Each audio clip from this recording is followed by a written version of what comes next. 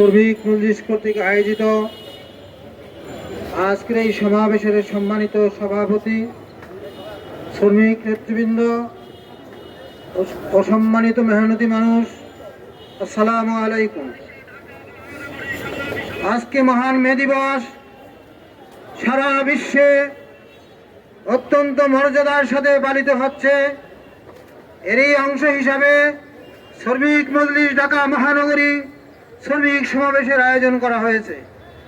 আমরা এই সমাবেশ থেকে সরকারের প্রতি আহ্বান জানাবো, যে সমস্ত মিল ফ্যাক্টরিগুলো এখনো বন্ধ আছে দ্রুত খুলে দিয়ে যে সমস্ত শ্রমিক ভাইয়েরা বেকার হয়েছে, যারা তাদের পরিবার পরিজন নিয়ে অত্যন্ত দুর্বিষহ জীবন যাপন করেছে, ওই বন্ধ মিলগুলো ফ্যাক্টরিগুলো খুলে দিয়ে তাদের কর্মসংস্থানের ব্যবস্থা করা হোক।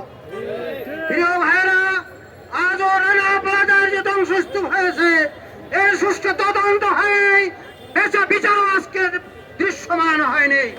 আমরা সরকারের প্রতি আহ্বান জানাবো, এই চরম মানবতা বিরোধী যে দুর্ঘটনা হয়েছে এর সুষ্ঠু তদন্ত এবং বিচার করতে হবে। দোষীদেরকে অবশ্যই দৃষ্টান্তমূলক শাস্তি দিতে হবে। প্রিয় ভাইরা, আজকে শ্রমিকরা তাদের ন্যায্য ভাতা পাচ্ছে না, তাদের বকেয়া বেতন পাচ্ছে না। আমরা এই সমাবেশ থেকে দাবি করব, শ্রমিকদের বেতন ন্যূনতম 25,000 টাকা অবশ্যই করতে হবে। এই কথা বলে আমার বক্তব্য শেষ করছি। আসসালামু আলাইকুম।